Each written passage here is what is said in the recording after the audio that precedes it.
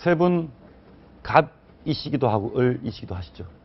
저희들이 무슨 갑입니까? 을이죠. 아니 뭐 매점 가서 물건 살 때는 또 갑. 아 그렇죠. 인생이라는 게 뭐 갑도 되고 을도 되고 하는 건데 요즘 부쩍 갑질로 한번 물어보겠습니다. 뭐 동서고금을 막론하고 갑질을 있었는데 왜 요즘 이렇게 온통 갑질 얘기가 나옵니까? 근데 원래 갑질이 많았어요, 사실. 그죠? 갑을 생각 있는 사람이 갑질이 없을 수가 없죠. 늘 많았는데 요즘 이런 이유가 그러니까 요즘 특히 갑질이 많은 게 아니라 저는 원래 갑질이 있었는데 그동안 을들이 참고 있었거든요. 아, 을이 어제 참아왔다. 하소연할 때도 없고. 근데 지금은 SNS 발달했죠. 인터넷 발달했죠. 언론 환경 좋아졌죠. 그러니까 을들이 이제 참았던 분노를 폭발하고 있어서 갑질의 행태들이 많이 보도가 되고 알려지는 거지. 갑질은 동서고금 막론하고 예전부터 있었죠, 사실. 알겠습니다. 최근에 이제 백화점에서 모녀의 갑질이냐 아니냐 논란이 또 있었고, 대한항공 사건도 있었고, 두 사건 가운데 갑질의 본질, 갑질 어떻게 문제 보셨습니까? 그 대한민국 사회가 이제 고도 성장, 압축 성장을 거듭하면서 이제 어떤 뭐 졸부도 나타났고요. 그다음에 과거에 우리의 뭐 경주 최부자라든지, 그다음에 호남의 종갓집이라든지 이런 데에서는 그 뭐 사방 백리 안에 굶어 죽게 하는 사람이 없도록 하라 한 식으로 노블리스 오블제를 실천했었던 그 역사가 있습니다.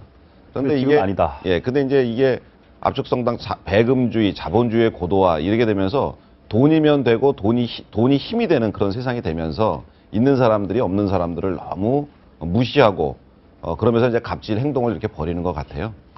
조윤아 씨 땅콩회장 네. 결국 기소가 됐네요. 예.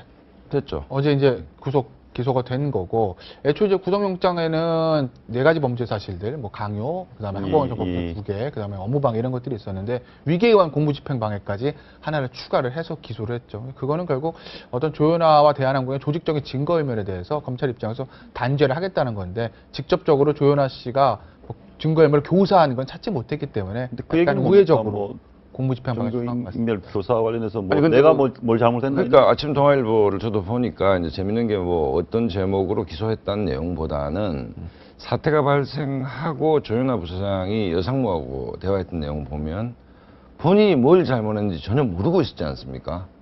본인이 뭘 잘못했는지 몰랐다. 아니, 메뉴를 숙지 못했는데 내리라는 게 뭐 잘못이냐. 잘못은 사무장이 한 게 아니냐라고 묻습니다. 그래서 여상무가 어쨌든 뭐 법적으로 문제 없도록 잘 조치하겠다 뭐 이런 얘기를 하는데 어쨌든 그 시점까지 조현아 전 부사장은 도대체 내가 뭘 잘못했는지에 대한 감이 전혀 없었다는 거죠. 그게 이른바 갑질의 정점이다. 뭐 유죄냐 무죄냐보다. 그러니까 국민 여론이 들끓고 있음에도 불구하고 정작 본인은 내가 뭘 잘못했지? 라고 갸우뚱하는 뭐 그렇다면 그다음에 그 회사 상무는 부사장을 보호하기 위해서 아무도 안 다치도록 최선을 다하겠다. 온몸 던져서 희생하겠다. 여상무도 어떻게 보면 불쌍한 을이죠. 그런 면에서. 그러니까 뭐 결국은 그 어떻게 보면 우리나라 사회가 갑질은 하게 돼 있고 을은 당하게 돼 있고 이것을 오랫동안 당연하게 여기고 참아왔다는 건가요? 그 차마 김태현 변호사 말씀하셨듯이 최근에는 이제 SNS가 워낙 발전하고 뭐 누구든지 이제 뭐 예를 들어서 백화점 모녀 문제도 누군가 촬영해서 올린 거 아닙니까? 그렇죠. 백화점도 그렇죠. 올렸기 때문에 사실은 1미디어다. 전 국민이 카메라를 장착하고 다니고 그다음에 그걸 언제든지 이른바 그 브로드캐스팅 알릴 수 있는 거 아닙니까? 예. 알리면 순식간에 전 국민으로 이제 파급되는 거기 때문에 이제 갑질이 나오는데 구조적인 것은 이양수 평론가 말씀하셨듯이 우리가 압축 성장 얘기를 하지 않습니까? 예. 산업화 민주화는 이렇지만 또 반대로 한국 자본주의를 비판할 천민 자본주의 얘기를 합니다. 알겠습니다. 예. 그 내용과 관련해서 대표적인 갑질 행태를 한번 예. 보시겠습니다.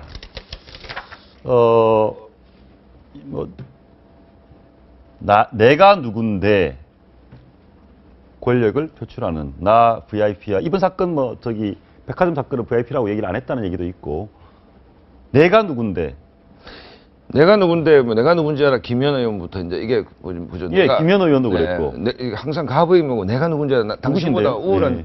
지위죠. 우월한 지위인데 제가 좀 엉뚱한 얘기를 해보면 대한민국의 슈퍼갑이 사업하는 사람들한테는 공무원입니다. 예. 그러니까 규제 완화하자.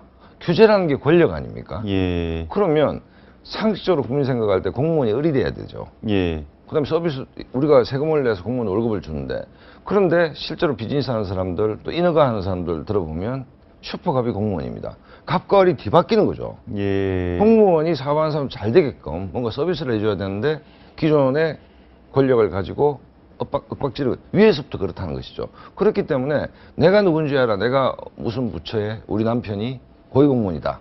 그 고위공무원이다라고 얘기를 하면 그 고위공무원 국민에 대해 슈퍼을이 되는 게 맞는데 서비스를 제공하는 거니까 내 남편이 고위공무원이다. 높은 사람이다.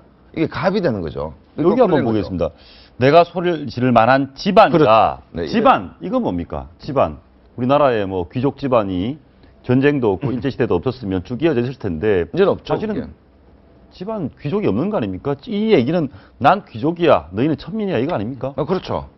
그러니까 아까 말씀드렸듯이 윗물이 맑아야 아랫물이 맑는데 예를 들어서 고위공무원, 예를 들어 검찰, 뭐 정부의 고위공무원이 자기 남편이다 이러면 내 누구의 그 가족이다라는 건데 찬찬히 살펴보면 공직자라는 것, 또 국회의원, 국민을 위한 정복이라 하지 않습니까? 모섬이라는 얘기입니다. 모섬이 어리지 주인이 어떻게 갑이 됩니까? 이게 뒤바뀌는 것이죠. 이게 이제 압축적으로 큰 구조적으로 보면 한국 사회 압축 성장의 귀결이다. 예. 좀 이게 좀 이렇게 천민자본주의라 비판받는 그 대목 앞으로 우리나라가 좀 더 숙성돼야 될 숙제다 이런 느낌이 듭니다. 알겠습니다. 갑질 하나 더 보겠습니다. 우리나라의 대표적인 갑질의 행태. 10억 아닙니다. 1억만 쓰면 니들 다 옷 벗길 수 있다. 옷 벗긴다는 공무원 잘라버린다는 거죠. 예전에 그 경찰관들 그 예. 주식으로 돈을 많이 번 친구가 젊은 사람이 경찰관들한테 이제 연행되면서 경찰관들한테 한 얘기죠. 예. 당신들 1억만 쓰면 다 옷 벗길 수 있어 이렇게 얘기를 예. 했는데 그게 바로 이제 아까 우리 저 박상호 소장님 얘기하신 대로 천민 자본주의인 것 같아요. 돈이면 안 되는 게 뭐 있냐? 돈 가지고 너희들 얼마든지 내 복수할 수 있다. 이제 이런 얘기를 한 것 같아요. 다 돈이 곧 권력이, 권력이 곧 돈이다. 돈만 쓰면 너희들 다 잘라버릴 수 있다. 이거 이런 식으로 해서 뭐 너 잘라버릴 거야. 이거 범죄는 안 됩니까? 협박 안 돼? 협박? 아니, 협박 맞죠. 협박 맞는데 이건 뭐 법을 따지기 이전에 인간의 어떤 기본적인 품성과 도리에 대한 문제인 거지. 사실 법으로 모든 걸 제단하는 건 사실 바람직한 사연 아니거든요. 그냥 갑질 형태를 뭐 법으로 처벌할 수는 있겠지만 그 뭐 갑질하는 사람들 다 찾아가지고 대한민국 경찰 검찰 그것만 찾아다닐 수는 없잖아요. 이 교육 문제도 심각한 게 우리가 식당에 밥을 먹으러 가면 손님이 갑 아닙니까? 예. 손님이 갑인데 일본이나 유럽 같으면 자기 애기들이 다른 손님한테 피해를 주면 체벌도 합니다. 그리고 그렇죠. 단호하게 나무라지만 우리 부모들은 뭐 저를 포함해서 내 돈 주고 밥 먹으러 왔는데 아이 좀 뛰놀더라도 딴 사람한테 피해를 끼치더라도 아무 감각하거든요. 예. 그러니까 어릴 때부터 공공성에 대한 교육이 안 되는 거 아닙니까? 예. 식당은 공공장소인데 우리 아무리 예쁜 내 애기들라도 뛰어다니면 딴 손님한테 피해를 줄 수 있다. 이 마인드보다 내 돈 주고 밥 먹으러 왔는데 예. 그 갑질 어릴 때부터 배우는 것이거든요. 내 돈 주고 밥 먹으러 왔으니까 3살, 4살 아이들이 막 뛰어다니고 하더라도 식당에서 만약에 제재를 했다. 그럼 난리 가만히 나죠. 있겠습니까? 우리 애 왜 건드리냐고. 그렇죠. 갑질이죠. 그러니까 은연중에 내가 사랑한 내 애기한테 갑질을 가리키는 겁니다. 그게. 아, 애한테 갑질을 가르친다. 그렇지 않습니까? 하긴 외국 가보면은 식당에서 우는 애들 잘 못 보거든요. 그렇죠. 그 버스나 열차에서 떠드는 사람도 잘 못 보고 그것이 갑질 교육이다. 알겠습니다. 하나 더 보겠습니다. 내가 740만 원 쓰고 나왔어. 이건 이제 백화점에서 지금 논란이 된 갑질 모녀가 그 주차요원을 향해서 한 얘기. 1억도 없는 것들이.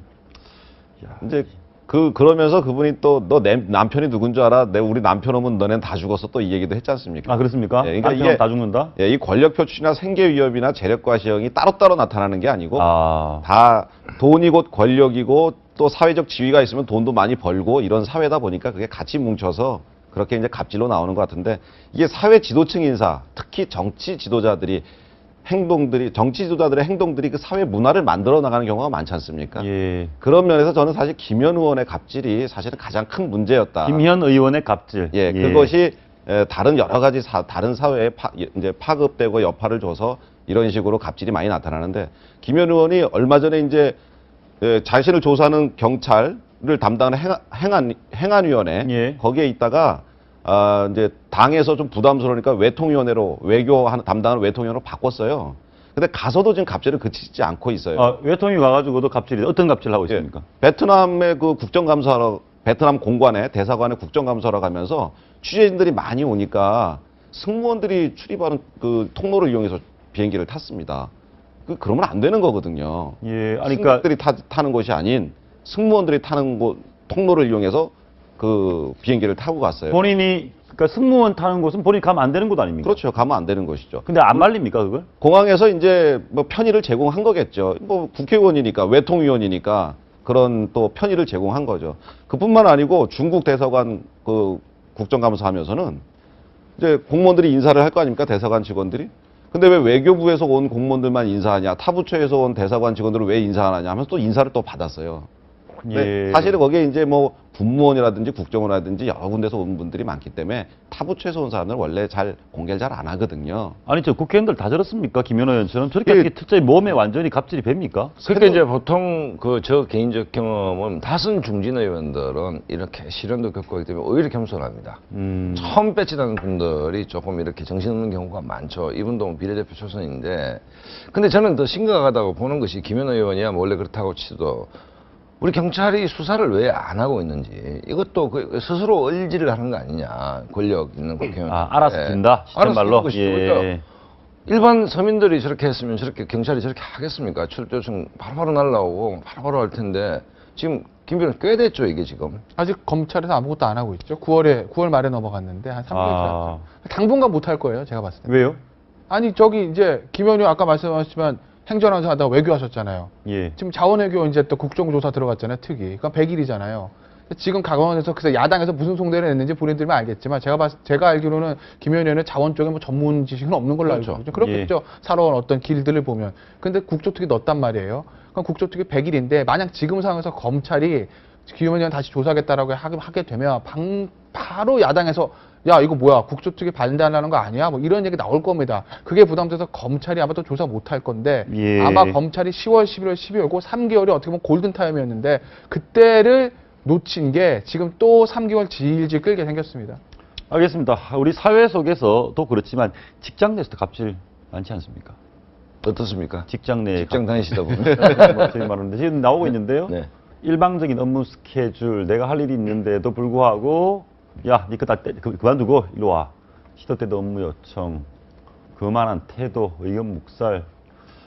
저 전반적인 내용들을 보면 외국하고 비교할 때 한국이 유독 좀 갑질이 좀 심한 것 오늘 또 동아일보 보면 부산경찰청장이 그 부하 직원들한테 욕설이 상습적으로 너무 심했다. 경찰청장이 예, 직원들에게 그래서 총경들이 공식적으로 회의석상에서 경찰이 사실 상명하복 조직인데 예. 예, 이렇게 문제 제기를 하고 뭐 했다는 건데 그것도 직장 내 갑질이죠. 청장이면 되게 높은 사람인데 직원들한테 뭐 XX야를 입에 달고 살았다는 얘기인데 뭐 그것도 갑질 아닙니까? 알겠습니다. 하나도 두 분 뭐 정치 쪽에 계셨으니까 최고의 갑은 정치 쪽에서는 갑이 누굽니까? 청와대가 갑인가요? 청와대 근무하셨으니까. 원래는 정치에서의 최고의 갑은 국민이어야 되죠. 그건 뭐 예. 이론적으로 그런데 현실은 어떻습니까? 정치에서 갑은 누구냐면 청와대일 수도 있고 아닐 수도 있는데 공천권을 누가 쥐고 있느냐. 국회의원의 공천권. 관심은 딱 한 가지입니다. 우리 당이 집권하느냐 안 집권하느냐는 중요한 게 아니고 다음에 내가 되느냐 안 되느냐가 다음에 국회의원이 되느냐 그거는 아니냐. 셰익스피어 햄릿은 to be or not 죽는 해서 하느냐의 문제이기 때문에 국회의원 눈은 가자미 눈이라고 시야가 일반 시민보다 넓죠. 그렇기 때문에 두루두루 다 보는군요. 이렇게. 폭이 넓죠. 우리 이현우 부장님하고 비교를 하면 참 비교가 안 될 정도로 시야가 넓기 때문에 내 공천을 누가 주지? 예. 공천을 주는 사람이 갑이 되는 것이죠. 이해하겠습니다. 저는 우리 사회가 내가 누군 줄 알아?